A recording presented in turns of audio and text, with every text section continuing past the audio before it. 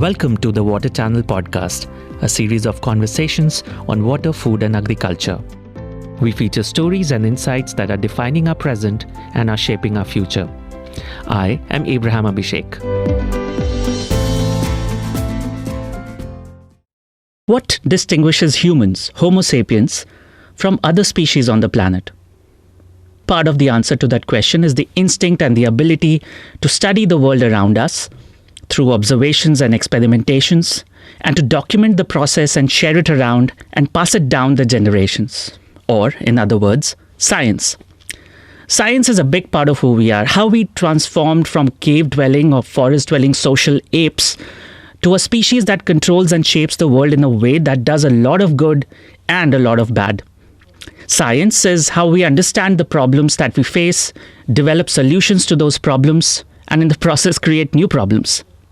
Science is done by scientists, and these are not the same people who implement scientific solutions born in universities and labs in the day-to-day lives of carpenters, artists, businessmen, and social media influencers. Science diffuses into society through governments and enterprise, and this whole process takes place within an environment defined by policy. Now, all of this is kind of stating the obvious, but the point I'm trying to get to is that the interaction between science and policy is a very important process. This interaction happens organically, but it is also managed, guided, mediated, facilitated by organizations. We are talking today to someone from one such organization, from the IHP Committee, which is a science policy platform and which defines the Netherlands' priorities with respect to scientific research around water in international research programs. So Martijn, my first question is, science is science. Science happens at universities, inside laboratories, in classrooms. And policy happens presumably in government buildings, at the parliament, inside the department of this and that. So what's the connection between the two? How do these two worlds interact with each other? I think they are very complementary because if you distinguish between these two roles, scientists tend to very much specialize on something. Of course, there are also scientists looking at the bigger picture, but generally speaking, specialization, focusing on one particular topic or challenge is really the domain of scientists. They have the time, the capacity to really focus on a topic, study it, and come with recommendations. Policymakers, on the other hand, I think have the additional value of looking at the bigger picture. They are able to look far ahead in the future, also connect, for example, interventions in the water system with what's going on in other sectors like agriculture. So I think specialization on the one hand and the broader picture on the other, I think they can be very complementary. Just to build upon your answer, let's take one particular area, say flood management. So let's say a hydrologist or a scientist from some other discipline that deals in flood management. They know the causes, they know various possible solutions. They probably even know what solutions are most suited for different contexts, for different hydrological realities. They seem to cover all the bases, all the pieces of the puzzle. So in the process of this flood management example, why and where does the policymaker come in? Yeah, for example, if we look at the Rhine River, just next door as we are sitting here, there are many scientists conducting research, for example, on future discharge volumes, like how much water is going to flow through the river and how does that impact, for example, water levels and the required embankments. How strong do our dikes have to be? That is something that scientists are really good at, trying to find out exactly the details. But policymakers, they can look at the larger river catchment or how certain interventions interrelate to each other. And then you talk, for example, about upstream and downstream effects. If you construct an embankment somewhere upstream, it influences the water level and the water discharge downstream. So that I think can be the added value of policy making, to look from a more general or holistic perspective at individual measures. There is science and there is policy. Then there is politics as well, which surrounds everything that happens out in the world. So where does politics come into the picture? What is the relationship between science and politics on the one hand, and politics and policy on the other? Yeah, that's a very interesting question. There are researchers that say politics is everywhere. And I think it is definitely surfacing in the water sector. And it's maybe interesting to distinguish between local, small-scale politics and maybe politics on a higher level, on national or delta level, for example. If you talk about local projects where you have to deal with different interests, with different stakeholder groups, you see politics. Some groups, they want to work together and they want to oppose, for example, a new water management plan. But at the national level, you have similar dynamics, for example, connected to the international arena. Like what does country A want to do and how does country B react to that? There are many examples, for example, from transboundary water management or water management at the river basin scale, where you see those politics. If something happens upstream, whether it is damming water or pumping up groundwater, that has effect downstream. And there you see the politics between, for example, the nation states about who gets what he or she wants. From what you're saying, it sounds like politics is not a bad thing or a dirty word, but just a part of the process that needs to be followed. Yeah, I think a first important aspect is to acknowledge that politics are there, because it can also help you explain why certain things happen, or why certain groups oppose an example, or why other groups support a new initiative. The acknowledgement of the existence of politics helps you to understand it, but also to have discussions about how to resolve conflicting interests. So I think it's a factor that should be noted already from the start of water management projects. Coming back to science and policy, how does science find its way to implementation? For example, going forward with the flood management example, how does a solution developed in a lab or inside a computer or in a university department make its way to a floodplain? Is there a building, a forum where scientists and policymakers meet, perhaps exchange ideas over drinks, or talk in a formal way where policymakers find out from scientists what they need to know to implement it? Well, here in the Netherlands there are different ways to do so. We have, for example, many national advisory committees that really advise about national water challenges, and typically the central government or the ministries asks those committees or research institutes about their opinion or insight about a certain challenge. And so then that kind of committee or platform becomes what people often refer to as a boundary organization.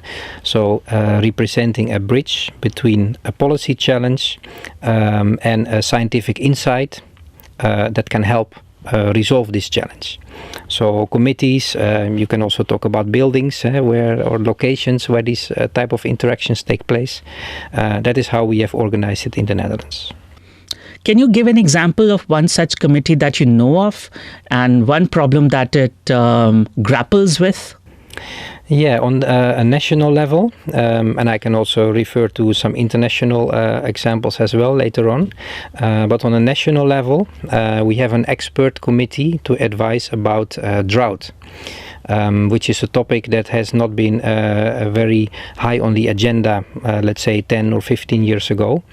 But during the last years, we really see that the topic is getting more urgent. We are experiencing droughts during the summer, but also during the spring season. So the central government has instated a committee to advise how to respond to this. And that consists of largely scientists, and they are thinking about solutions, how to, for example, hold or retain rainwater, and trying to build up a buffer for drier periods. To what extent does the general public care about the policy process or think about the policy process? And is it important that they do? Yeah, I think that That it depends a bit on the topic. At this moment in the Netherlands, we have a lot of discussions about nitrogen deposition. So then those type of political deliberations, they reach the headlines and everybody talks about it. But other sectors, they are also having similar challenges. There are certain policy challenges, people have to think about solutions, but they do not always reach the headlines.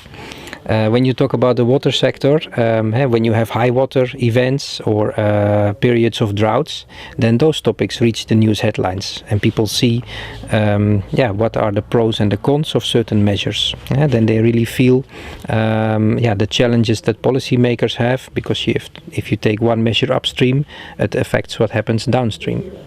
Could you talk a bit about the committee that you're a part of? As I understand, it is the mandate of the committee to strengthen the Science Policy Connect. Is that correct? And if you could then go on to talk about the committee in some detail. Yeah, sure. We have such a committee. It is called the IHP Committee, and its specific purpose is aimed at the international community. So in the Netherlands we have many committees with a national objective, but the IHP Committee is really aimed at international collaboration. It is a science policy platform, which means we have representatives from government institutes, but also from scientific institutes, and collectively they formulate what the Netherlands finds important in international water research programs, which are coordinated by, for example, the UNESCO or the WMO. So at the moment, what does the Netherlands find important as topics? There are several topics which we have prioritized. Water education being very much on top of the list. In the Netherlands we also have a number of institutes such as IHE Delft, which really focus on water education aimed at partners and professionals in the global south. But also topics such as stakeholder participation, transboundary water management. These are just some of the topics that we have been prioritizing. And what is maybe interesting to mention is that the UNESCO is coordinating a program called the IHP program, the Intergovernmental Hydrological Program. And this program has recently decided about its long-term strategic plan. So for the coming 7 or 8 years, this program is kind of stimulating or pushing new research projects directed at the topics that I just mentioned. So water education, transboundary water management, also the role of data collection and monitoring. So collectively, the Netherlands, but also all the other countries connected to the IHP program, we're going to work on research projects on those topics.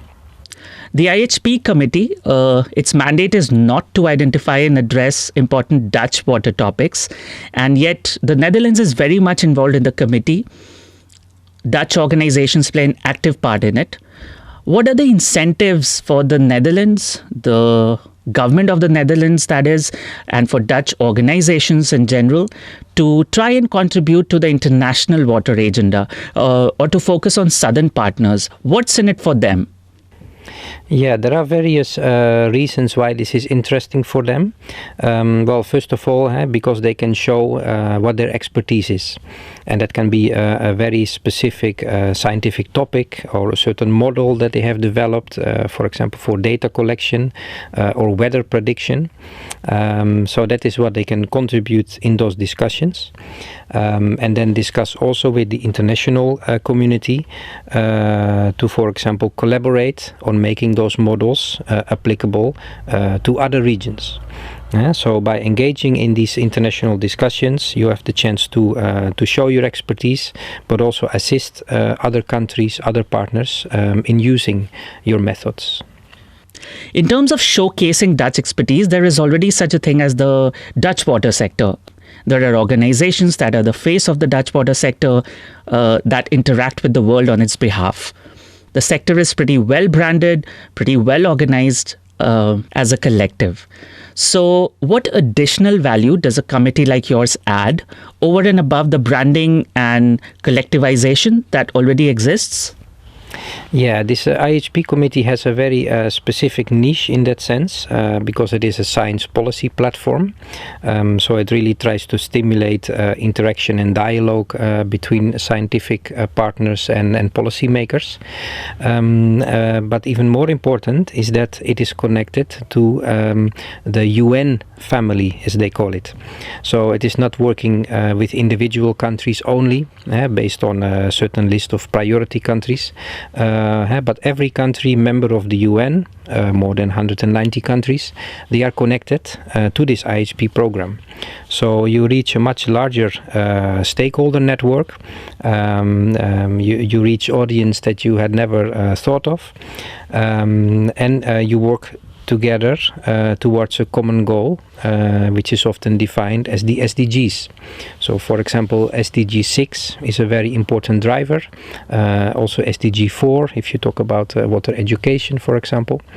So that kind of describes the network that the IHP committee is operating in. Just going back to the interface between the Dutch water sector and the rest of the world, for a long time, for several decades, the Netherlands was thought of as the custodian of a great deal of expertise in water management. That impression, that reputation has held for several decades, but it has been a long time. And do you think that in the interim, in the meantime, there has been some kind of change, some evolution in the kind of expertise that we have to offer to the rest of the world, the kind of expertise that we have in the first place?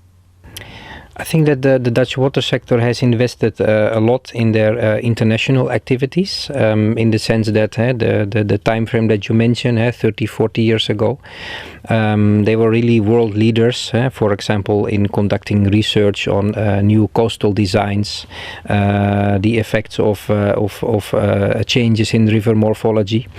And at the same time, they had a very extensive international network of organizations involved in international development assistance. So through those networks, the Dutch water expertise could relatively easily spread out over the world, so to say. But if you compare that to our time, is that there are many other countries and institutes that have also developed and that they have also certain expertise. So that also changes the position of the Dutch water sector, I think.